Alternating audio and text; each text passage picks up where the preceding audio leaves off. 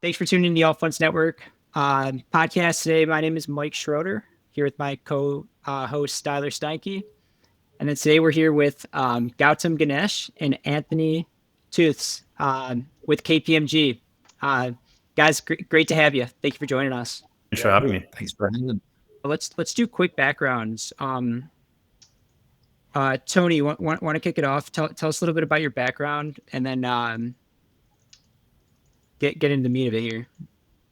Yeah, sure. So tax lawyer by background, worked in major Wall Street law firms for over a decade, worked in large financial institutions, worked within large fund complexes, and finally, late stage career, I guess, if you want to call it that, I popped out to join KPMG about 9 years ago. Yeah, and I head up the digital asset effort in the U.S. and also work on a variety of other funds, hedge funds, private equity funds, venture funds, that sort of thing. Awesome. Thank you. And Gautam, over to you. Yeah. So based here in Cayman, last 14 years, originally from Toronto, Canada. Been working in the digital asset space for the last 8 years, primarily focused on the audits of digital asset funds and funds that invest in digital assets as an asset class. But similar to Tony, also work with funds in the broader ecosystem of TradFi, so hedge, venture, PE, et cetera. And so fell down the crypto rabbit hole about 8 years ago, and it's been full on ever since. Yeah, exciting, guys. Very cool. Well, maybe let's get into a little bit, maybe just from a KPMG point of view. I understand this is your guys' personal opinions going forward, what you say going forward, which is great. But just from a kind of the company coming into the space very early on, maybe it was 2017-ish. How did that happen? Kind of catch us up to kind of where we're at today, kind of how you guys got into it from a company firm point of view. Yeah, sure. And just as you pointed out, just the views expressed here are my own views and not necessarily those of KPMG. So yeah, and so in 2017, was contacted by a lawyer who wanted to see if we worked with Bitcoin funds and Bitcoin, and like everyone else back at the time, Googled what is Bitcoin, and got into it. And so worked together, with the cross collaboration team, audit, technical, valuation, our IT professionals, and really sat down and developed an approach as to how we can audit these types of funds. It was a bit novel at the time in bringing together that many, that cross-functional team and auditing funds with this asset class. And so really kind of we took an innovative step and a big leadership approach in the KPMG network. And so fast forward, audit with some of the largest digital asset funds in the space, work with some of the largest digital asset companies in the ecosystem, and really see this as a significant area where we want to continue to invest, just given the continued growth of this. Yeah.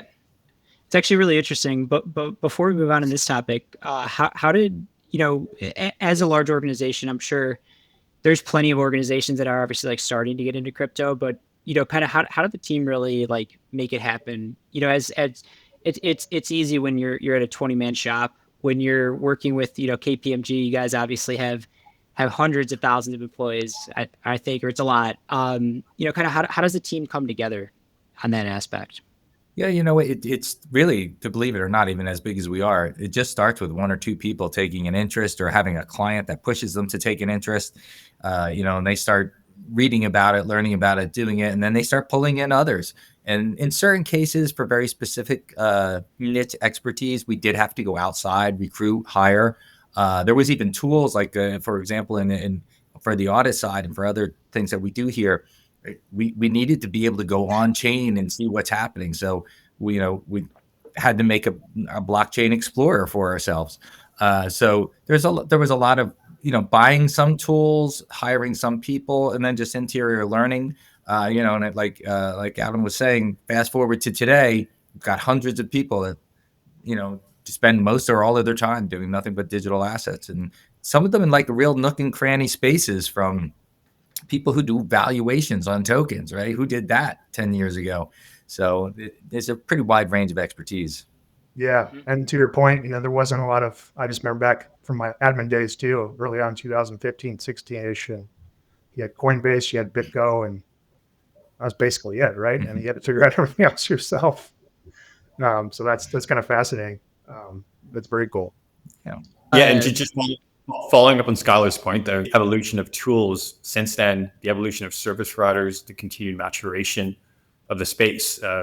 As Mikey pointed out, as more and more institutions are starting to enter the digital asset space, it's really great to see all these companies starting to pay attention to this. And we've been paying attention to it for a long time, and it's something which we're going to continue to pay attention to.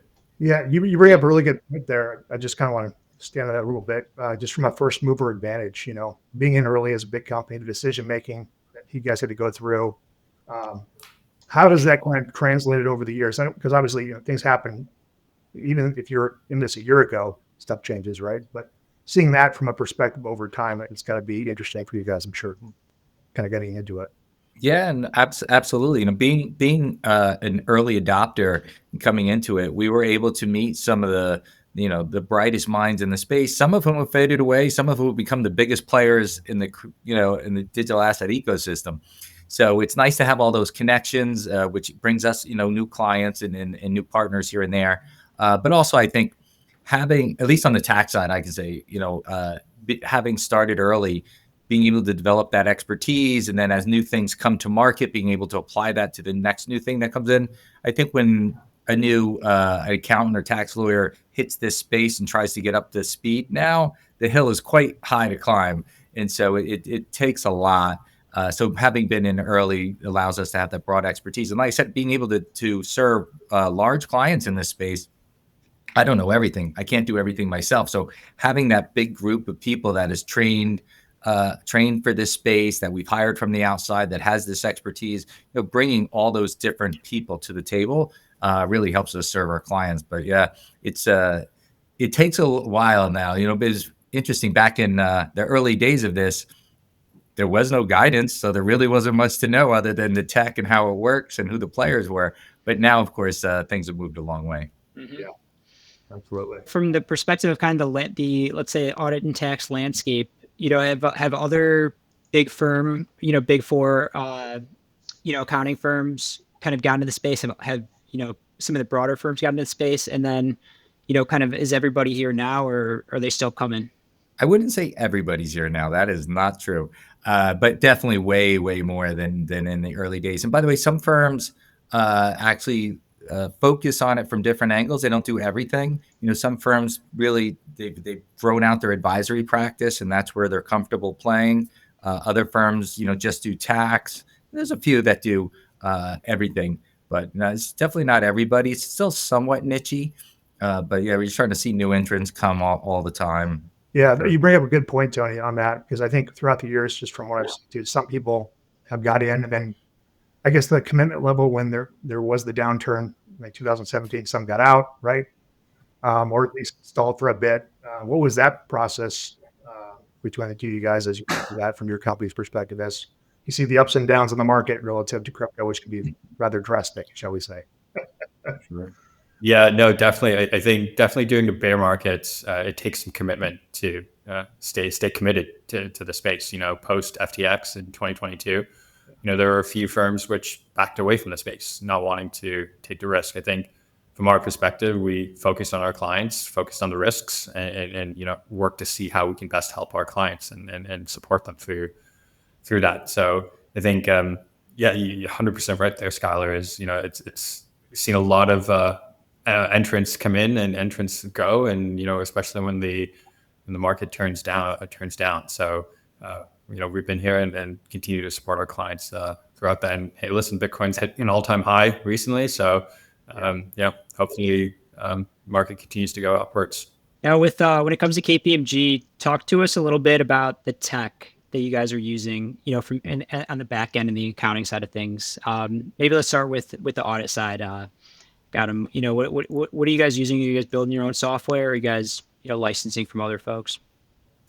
Yeah, so I think we've done a little bit of everything, as Tony alluded to earlier. So we've done a little bit of build internally, done a little bit of buy, done a little bit of working with others and other KPMG network firms. So, we built back in 2017, there weren't a lot of tools out there as we started to get into these audits in terms of tools, in terms of being able to work with them with our clients. And so we did a lot of proprietary building of that. So blockchain explorers, signature tools, that kind of thing. As the space continued to mature, what the wider KPMG network started to continue to invest, and so KPMG's developed a tool called Chain Fusion, which is a blockchain explorer to analyze on-chain transactions, and so that's something which we utilize fund clients, operating company clients, everything like that. And then we also continue to partner with others in the space, other AML, KYC service providers out there to analyze on-chain transactions, to forensic from that perspective as well. So it's a little bit of everything on the audit side.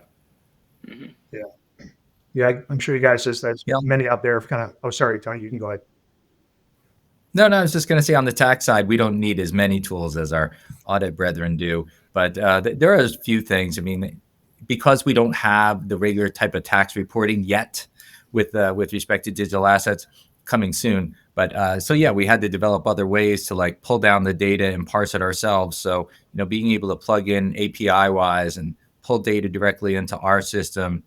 We didn't have a cost basis engine. Why would we ever need one, right? Other people have that. So we had to go out and basically license one of those. There was some scrambling around, trying to make the tools work the way we needed to get the data in the form that we need to do it. So, definitely some of that. And that's a huge learning curve too. And be able to do it like really right. It's not a light expense either. So I think that is one of the things that keeps some very small firms out. It's a big lift to be able to do it. Yeah, definitely. And to your guys' point, I mean, just putting my admin cap on just for a minute, just even in the space where you think that technology has come so far, a lot of folks don't even have an API. They're still using the basic tools, even in 2025, which can make things a little problematic if you're doing, some type of DeFi strategy or whatnot. You're scraping the blockchain, all types of things, as you guys, I'm sure, have dealt with in full force. And I think to that point, Skylar, I think clients these days expect you to have technology in there as minimum, right? It's one of the things which, it's table stakes here. And so, the amount of investment that KPMG as a firm has put into it, and numerous other participants out there as well, I think it's something which you need to be able to continue to grow and focus on the space. Yeah, another thing that you guys brought up as well, which is the different tech, both the question of buy to build, and then early on, I mean, some people are using 3 or 4 different AML KYC systems because they don't know who's going to have the best coverage, right? Or all those different nuances. You're kind of playing around with what makes sense at the current moment, and things develop and new different incumbents come in and have a better solution. So I'm sure you guys are always looking at that edge, if you will, going forward. Yes, still happens today because new things are coming out constantly, and so for some of your providers, you really have to ask, like, well, what blockchains do you support? What do you know? How fast can you spin one up? So it's with a developing asset class, in the one that moves as fast as this one does, it's challenging for sure. And the speed to which Tony just alluded to is so important to clients. I just got off a call today with an investment manager who's.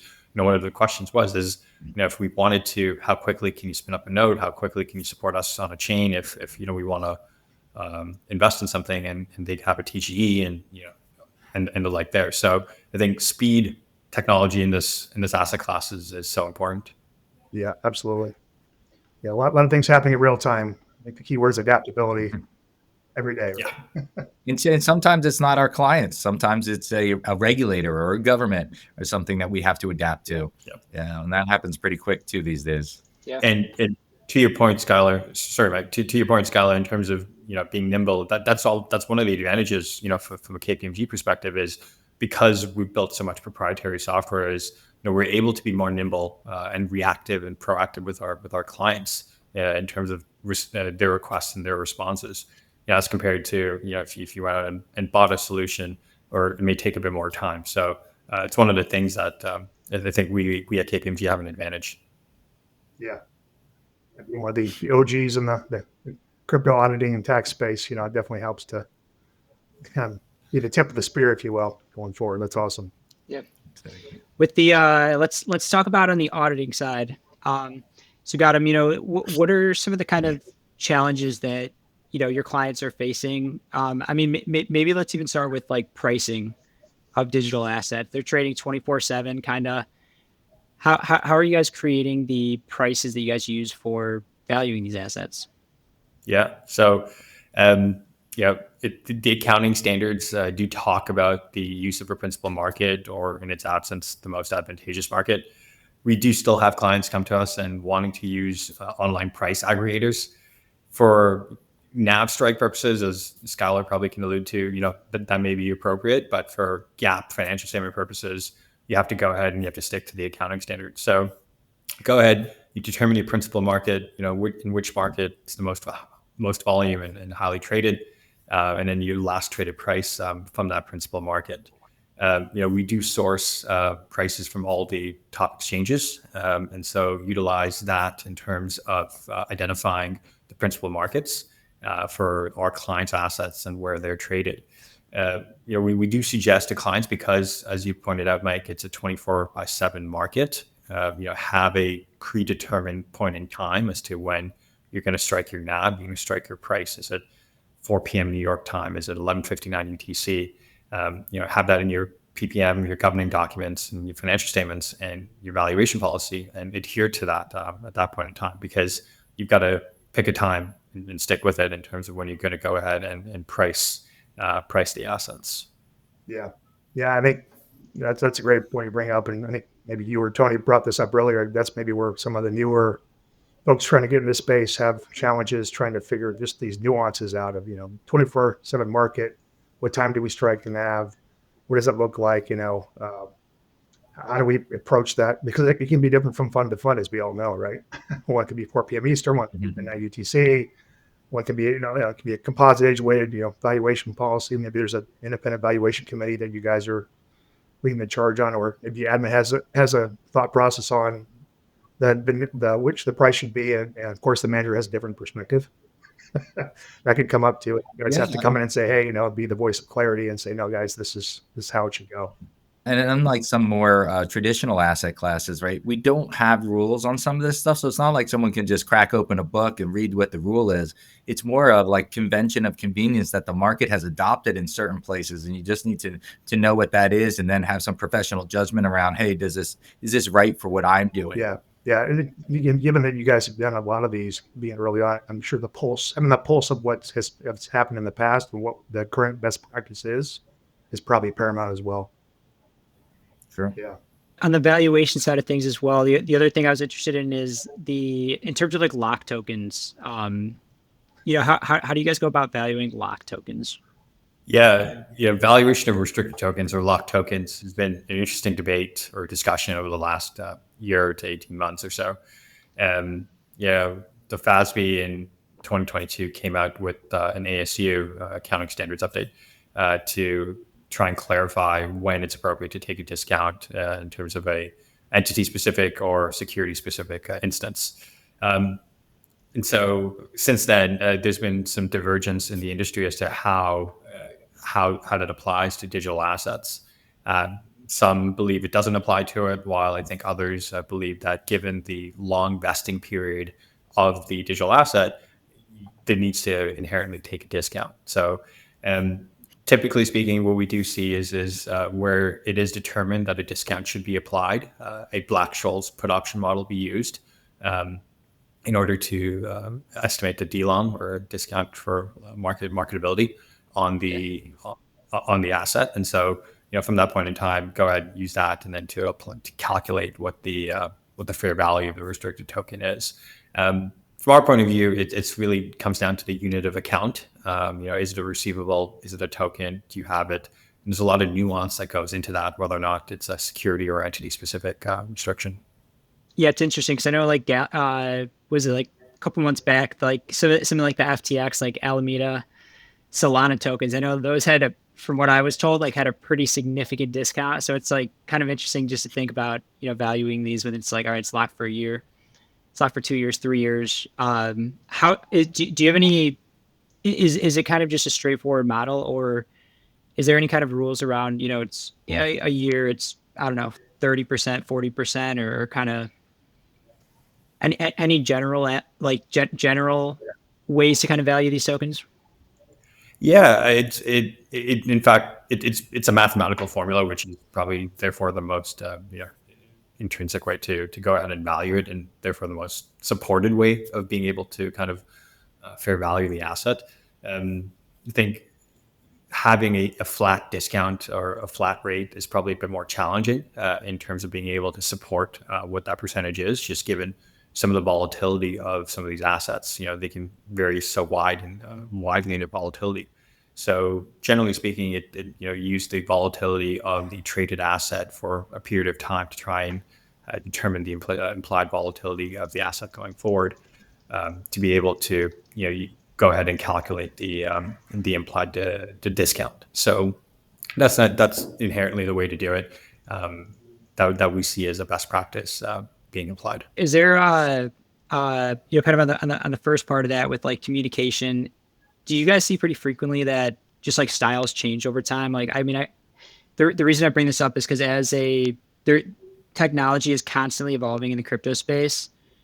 I could see a fund coming to you one day and saying, "Hey, we're trading on centralized exchanges." 2 months from now, everything's on chain. Do you guys see a lot of, maybe, I don't know if style drift be the right word in this case, but evolution?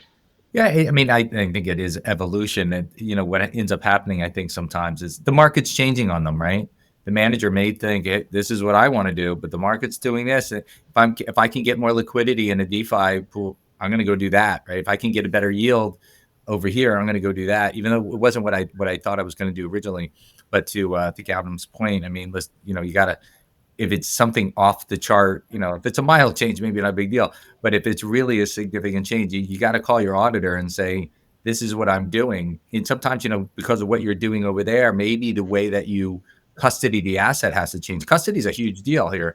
And so if you're going to start self-custodying something where you weren't before, call your auditor and talk to them about that. Yeah, well, that's a good point. I remember, this is maybe not as prevalent now, but many years ago, that trying to access offshore exchanges from a U.S. perspective was the thing to do, to find the best way to go about it. So you get some interesting scenarios happening, self-custody, some offshore exchanges and whatnot. So I'm sure that you guys saw a lot of that back in the day as well. Well, the offshore exchange is actually something you still run into these days because, I mean, it's for various political, regulatory reasons. It's still a thing. I do believe, by the way, that's going to go away in the next year. But right now, we're still living with it. Yeah, I guess what I was referring to was more of the, they were trying to access those exchanges. If you're a U.S. citizen, you couldn't access offshore exchanges for quite a while. And people were finding creative ways to get around certain things in that regard back in the day. But last topic on the audit side, and this is going to start to bleed into tax. Let's talk about ASU 2023-08. Maybe start with you, Gautam. Let's start with just what is it? Yeah, so it's an accounting standard update that FASB released in 2023, really kind of bringing guidance to how crypto assets should be presented. It really allowed for crypto assets to be measured at fair value. And in reality, in terms of the applicability to investment funds, probably not as applicable as to non-investment funds and corporates. So more applicable to corporates. So from a measurement perspective for funds, not really changing a whole lot. Really, the big impact is going to be on the disclosure side of things. There's going to be what's considered in-scope crypto assets and out-of-scope crypto assets, and there's a definition to what that is. For example, some stablecoins may be in scope versus some stablecoins may be out of scope. And so having that bifurcation, on the balance sheet, having that bifurcation on the schedule of investments, and then is something which is going to be a change year on year for investment funds. And then also from a disclosure perspective, one of the biggest things, which is still up in the air in terms of how we interpret this and clarity on this, is the standard requires in essence, an investment role of crypto assets. So purchases, sales, unrealized gain loss, realized gain loss. And so really it's something which is going to be something which fund managers should pay attention to, talk to your auditors early in the process. We've already started to have those conversations with our clients just to get ready for December 2025. Yeah. And let's talk a little bit about, could you just explain the impacts, it's going to have on managers' financial statements? Yeah, exactly that. So, on the balance sheet, we're probably going to see more bifurcation. Currently it's digital. That's all digital assets being liquid tokens, restricted tokens, SAFs, NFTs, stablecoins are all, maybe inherently in one single line item. So on the balance sheet, we're probably going to see that split out into multiple line items. So NFTs for example, aren't within the scope of the standard because they're non-fungible. Likewise, that's going to have a similar impact on the schedule of investments, more bifurcation of those assets.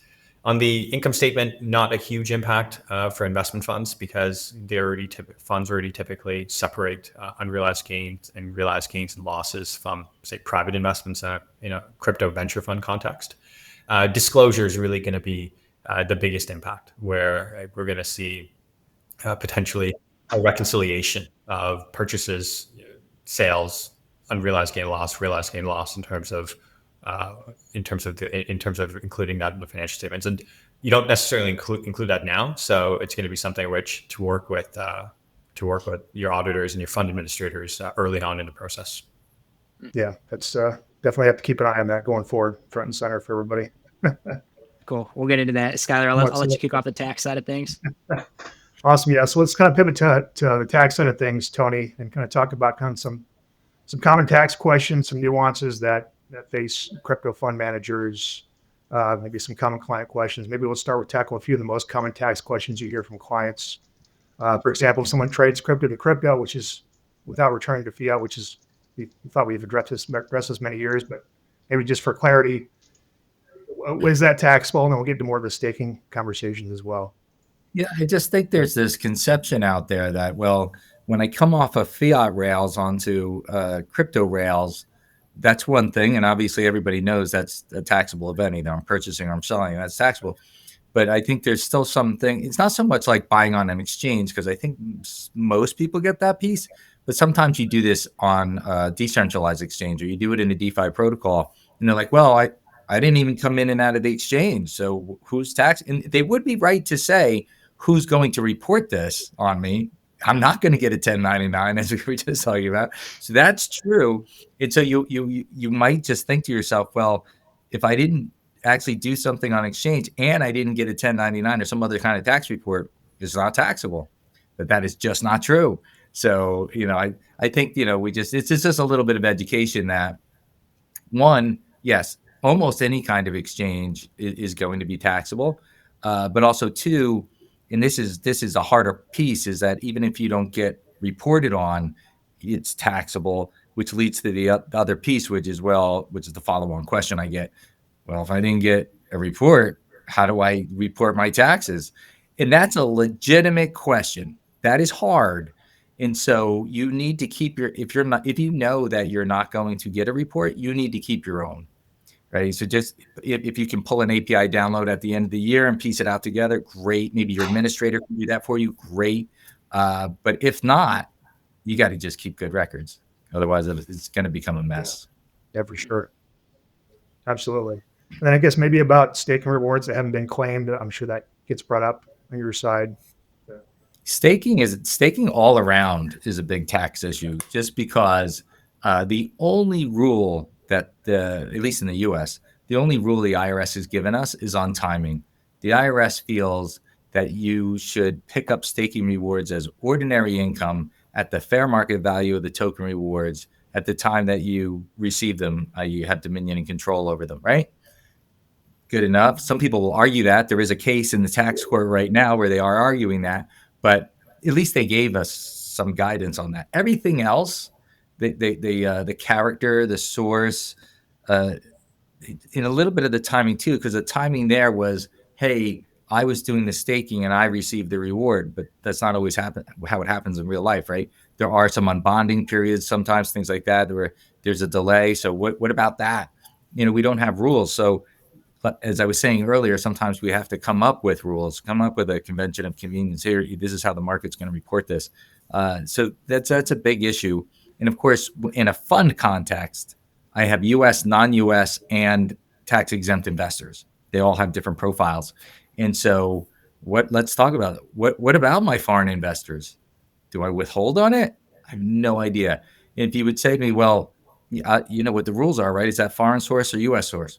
I have no idea. Where did it come from? I don't know. So there's like these big unknowns out there. And again, the market has taken certain positions with respect to that. But then if it gets even a little more granular, like step away from the regular kind of staking context, right? I can spin up a node. I can verify transactions myself, right? If I'm staking, that's one thing. And by the way, that if I'm doing that from inside the United States, I'm probably engaged in a U.S. trader business, right? Because I'm doing something for a fee, right? That's really important for my non-U.S. investors and my tax exempt firm for that matter, because that'll be UBTI. But let's think about something a little more out there, like liquid staking. Mm-hmm. I don't know. When I transfer into the liquid staking protocol in the first place, is it taxable? I don't know. When, do I pick up the staking rewards, real time, or I wait till the end? I don't know. We have come up with, conventions for doing this, but these are areas where we could really use some guidance. And again, if you're a new practitioner in the space, you're going to see this all day, every day. And you got to know, like, this is what the market does, or this is not what the market does, or here's my client wants to do this. Is that reasonable? So there's a lot of unanswered questions there. It's hard. Yeah. And to your point, everybody's trying to chase the yield, right? So you're talking about like wrap tokens, for example. I'm sure that comes up on your side. Is that taxable? Yeah, so that's a question. And by the way, there are people that take different positions. Like KPMG, we take the position that wrapping and unwrapping is not taxable. And so, and there's good and valid reasons for that. And we actually wrote a paper on that, which is public. But that is our feeling, and I think that's true. But there are questions like that. And by the way, that's a relatively simple transaction that happens all the time on chain, and we don't have a real rule from. I don't know any taxing authority around the globe that has issued a rule on that, but it is an everyday transaction, so they should. Yeah. It's interesting. I had not really considered that. That's interesting to think about. You're taking Bitcoin, you're putting it on Ethereum. It's technically the same asset, but well, I liken that too is like, if I take a foreign stock, I take a Swiss stock, I put it in ADR and I trade it on the New York Stock Exchange. No one said that was taxable. I just want that stock to trade on a different exchange. It's the same thing. Yeah. 100%. Tony, talk to us about tokenization of private funds, kind of what's happening on that space, and any new rules or regulations people should be aware of. Yes, that's a space I am super excited about, just because there has been a push for the last, I want to say 5 or 7 years in the United States, and not even the United States, the whole globe. If you're a huge money manager, like in the top 10 of the world, one of the issues you're facing is that your AUM from your institutional investors is probably maxed out, right? You can't really do much, which is why you're seeing, like, when private equity funds these days can't sell out of their portfolio within the life cycle of the fund, right? They have issues raising new money from other people because it's the same investors. We're out of people. We've touched every sovereign wealth fund that's out there. That's it. But interestingly, in most countries, especially in the United States, the individual wealth is almost equal to the institutional wealth, like the investable assets. And so if you could tap the individual assets for these type of investments, you'd all of a sudden have a new pool of capital that's almost as equal to the one that you're already dealing with. That would be fantastic. However, that's hard. I have a lot of rules that say, individual investors can't invest in my private funds. You need to be an accredited investor. The minimum investment amounts are $1 million, $5 million. How many people cut those kind of checks for one investment? The illiquidity premium. It's just tough. It's very hard. And so take a step back. Let me take my normal private equity fund. I'm going to tokenize it now, right? I'm going to put it on chain, and I'm going to have smart contracts help me out with capital calls, distributions, notifications, all that kind of stuff. So now if I automate a lot of those processes, maybe as a manager, I say to myself, I wasn't really willing to accept tickets below 5 million before because I didn't want to deal with all this. Maybe now I will if it's easier for me. So fine, maybe I drop the minimums down to, say, $25,000. All of a sudden the mass affluent can come in, right? I can also, yes, I still have this rule. I got to have accredited investors, right? The SEC just did you a huge favor. They changed the rule under 506B offerings. They said, you know what? As long as the offering size is $25,000, or theirs is $250,000. I'm going to get that changed, by the way. I'm working with Mr. Atkins on that. But theirs is $250,000. It's a self-serve, right? So it's totally easy to do. So these kind of movements coming down the train here these are going to, if I tokenize my fund and I can drop my investment minimums, it really helps me to bring in a whole nother class of investors. And on the liquidity issue, I can now, because of my smart contracts and everybody's on chain rather, I can offer some amount of liquidity. I have to be really careful there because we do have publicly traded partnership rules in the United States. So I want to make sure not to trip afoul of that, but I can do that. That is something I can manage. And so if I can go out to a normal mass affluent investor, who is an accredited investor, by the way, and I can say to them, hey, would you like to invest in a private equity fund? The minimum is only $25,000. And if you need to get out before the end of the fund, we can manage that. Yeah. That's great. That is great. Yeah, that's awesome. You walked into 7 to 10 years. Now you can, mitigate, find a way to get out. Probably the best use case, private equity and VC. Yeah. Yeah, absolutely. Yeah. Any other kind of interesting things you guys are seeing from a tokenization lens as to why someone is tokenizing a fund outside of what we just discussed? Any other, because obviously liquidity is one thing people are talking about. It's the promise. It's not here yet. The rails are not here yet, in my view, but ATSs are there globally that people are building on this, right? Yeah, I think, go ahead, guy. Go ahead, Tony. No, I was just going to say, yeah, tokenization of real world assets is incredibly interesting because it just allows you to do some things like you could have done it before, like in the tokenized private fund. I could have done it, but I didn't want to do it because it was just administratively burdensome. So, but now I can do it because of this. I think other things, I think the first things we're seeing tokenized are things that I say trade clunky.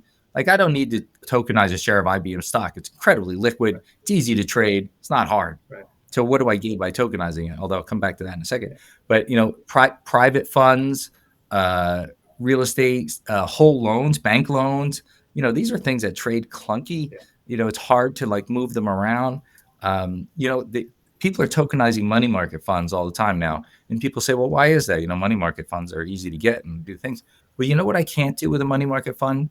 It's incredibly hard for me if I'm an institution, not a person. I'm an institution, right? And I want to post collateral up to another institution on an OTC trade. The only thing I'm allowed to post in real life is cash and treasuries, right? That's what you're allowed. I would love to use a money market fund because then I can choose my own interest-bearing obligation to post as collateral. However, try moving a money market fund from one party to another. That's really hard. So you don't do that. But if I tokenize it, I could. And so now I can post up my money market fund as collateral. So things like that are super interesting. I think real estate, even though it's not here yet, it will be. I love that. REITs came out, in the United States 30 years ago, 40 years ago. And the whole idea was democratizing the investment into commercial real estate, which has happened in a big way. But, that has to be like a pool of properties. Interestingly, with tokenization, I could actually democratize the investment into a single building.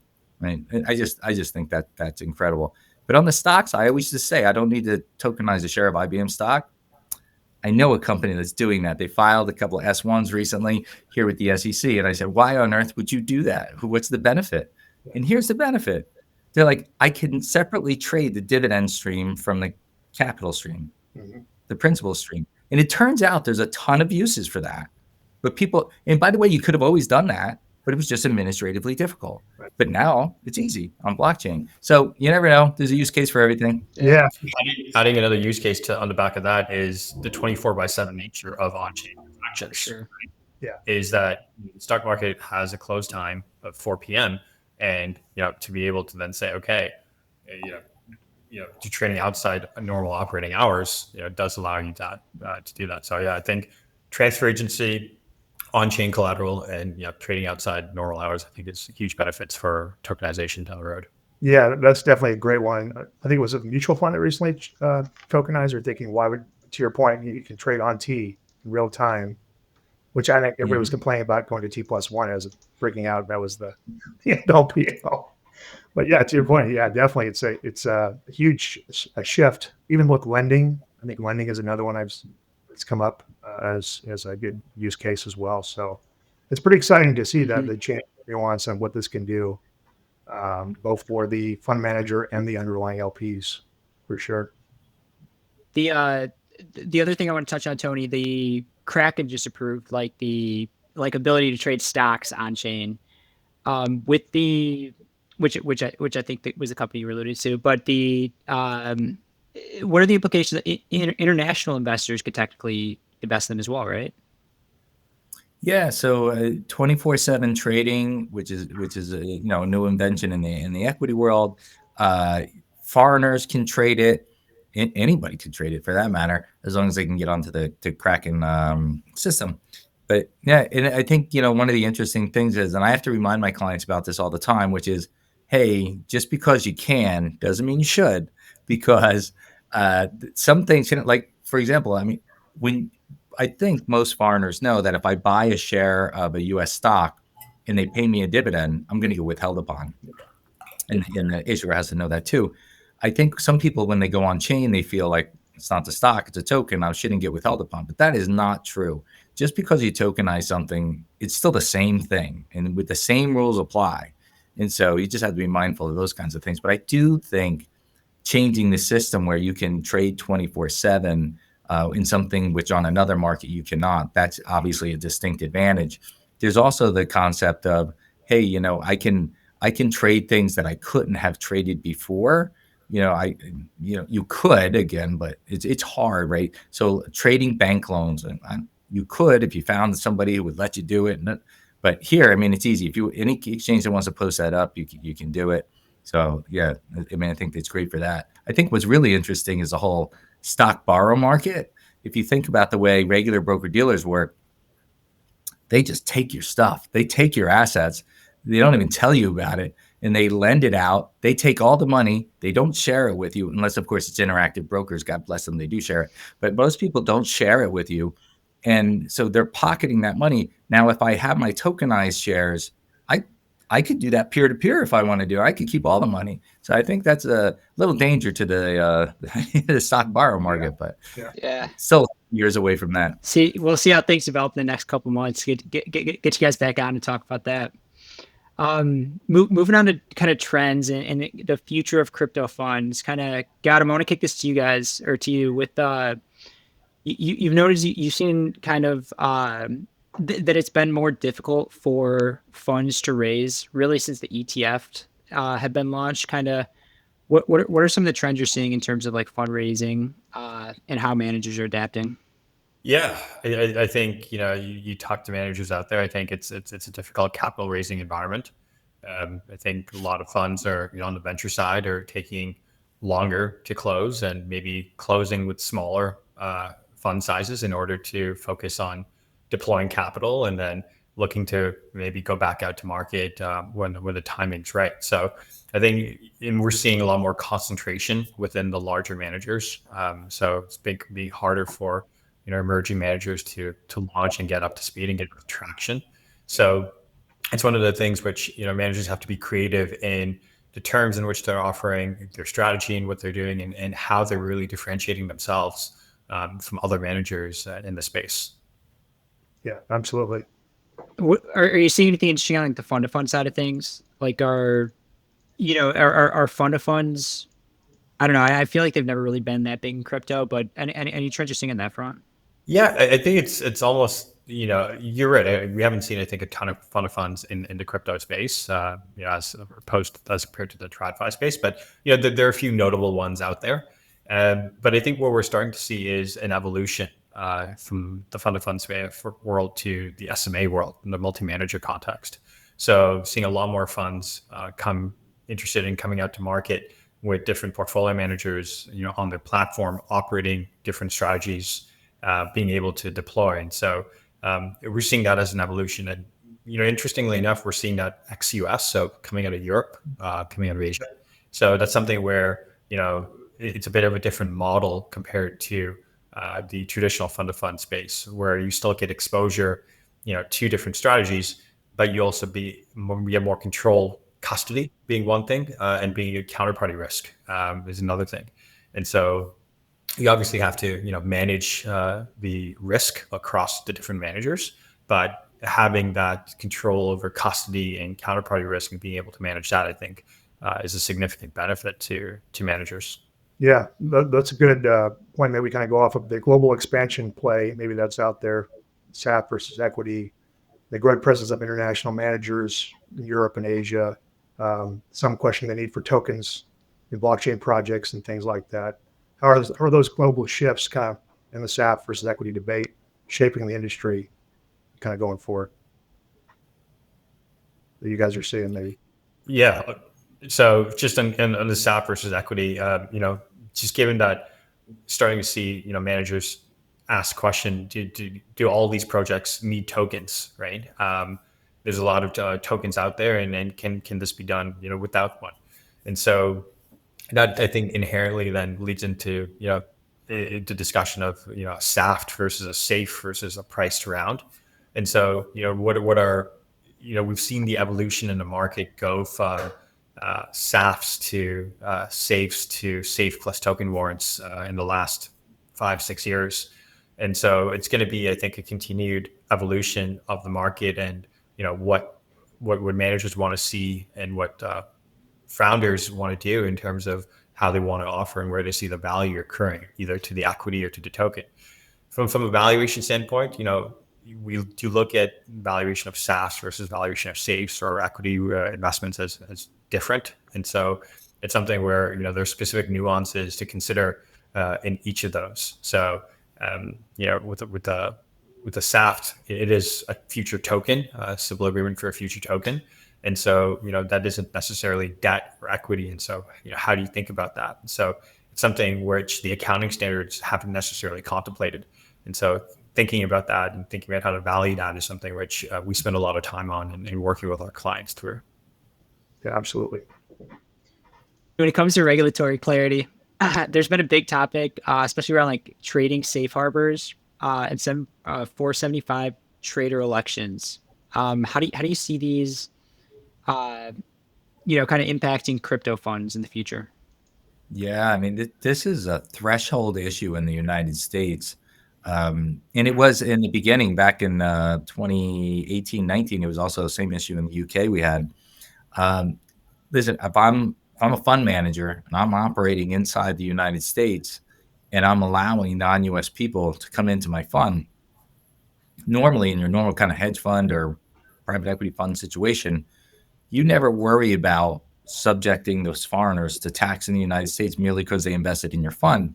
But the only reason you don't is because there's a code section that says, hey, if you're doing this as a foreigner and someone's trading on your behalf and it's stock or securities or commodities, no problem. Don't worry about that. But if you're making widgets in Ohio, you're absolutely engaged in U.S. trader business, and you're going to pay tax here, and when there's going to be withholding, all these things. Well, digital assets fall in the middle. They're not clearly in the safe harbor. I actually find it incredibly hard to believe that we're in 2025 and we don't have any clarity from the U.S. government on this. So, by the way, HMRC in the UK, like I said, they had the same issue. They fixed it. Right? The government jumped in and said, yeah, absolutely. Crypto qualifies for the investment exception. Where are we in the United States that we sit here and I have millions of managers, right? They're trading, and we don't know the answer to this question. So again, convention of convenience. What does a market do? We analogize to commodities, the commodity exception. Here's how it works. We kind of fit in it. It's a little bit of square peg, round hole, but we make it fit for. Otherwise, we do have no U.S. managers in crypto if we don't fix this, if we don't find a solution to it. And it's a very similar question when we go to 475, which is what hedge funds want to do sometimes. They want to market their assets for tax purposes. Just makes your book and tax equal. Well, the rule there too, when you read it, it says stock or securities. I don't have that. But again, luckily, it also has a commodity provision in there. And so we analogize to that. But these are the kinds of things where these are easy fixes. I don't even need the legislature to do it because God knows they're busy doing other things right now.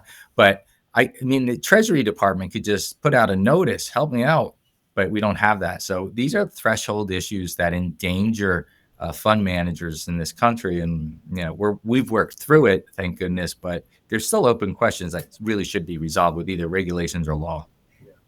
Yeah. So just following on the back of the concept that Tony was alluding to there in terms of analogy and analogizing, what we have to digital assets.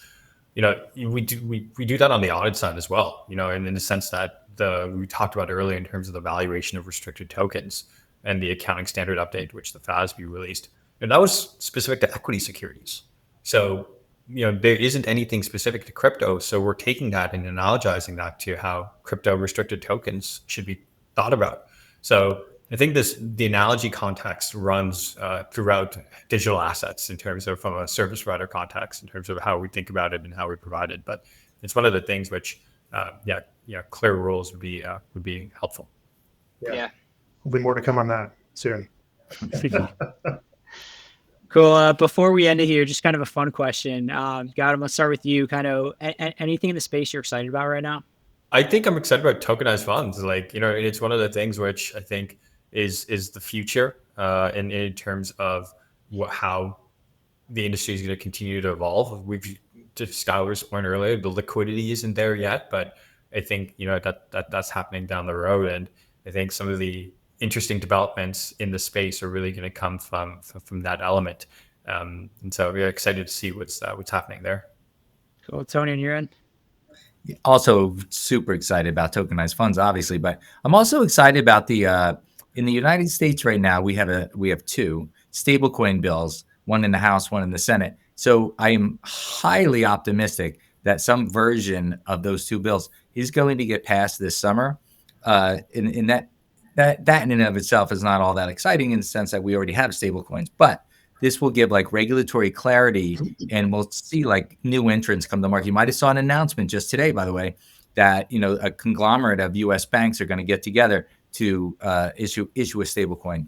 So really interesting. The other thing that I find interesting is that some of our clients have issued registered yield-bearing instruments. So both in the money market fund is a good example, but also you'll see, if you look, there's other entrants in the market that filed S1s, and they have already issued like yield-bearing coins that are also pegged to $1, but they pay a yield. I love stablecoins. Some of the stablecoin issuers are my clients. Love you guys. But I find it incredibly hard to believe that 5 years from today, people are going to be going around with stablecoins that don't pay them anything. Yeah. When there's coins out 100%. There that do pay you something and you can transfer it just as easy as you can. Why would you do that? Yeah. So I love like the iterations that come in this market. Like it's baby steps, right? But you can see where this is all going, where, I'm going to have my yield bearing savings account, if you want to call it that. I used to hold at the Savings and Loan Association down the street. I now hold it on chain, and I can even pay you with it. Right. So yeah. I think that's where that's going. It's going to be huge. It's you look at like Tether. I mean, they're just like printing money. It's kind of do we cannibalize our own business now, or I think the approach is probably just ride it out as long as it can. Keep earning while you can. I know that story. Awesome, guys. Well, Tony, Gautam, this has been a lot of fun having you guys on. Where could people go to connect with you guys and learn more about KPMG? I'll start with you, Gautam. Yeah, just we're on LinkedIn, so look me up on LinkedIn, and happy to reach out and have a conversation. And KPMG is here to help, and whatever we can do. Yeah, same with me. Follow my LinkedIn. I post things every week, and really, top of mind, interesting things that are happening in the market. Some of them are tax specific, some are not. But that is probably the best place to find everything that I'm up to. Awesome. Well, this has been amazing, guys. We'll make sure to include all in the show notes as well, all your contact info.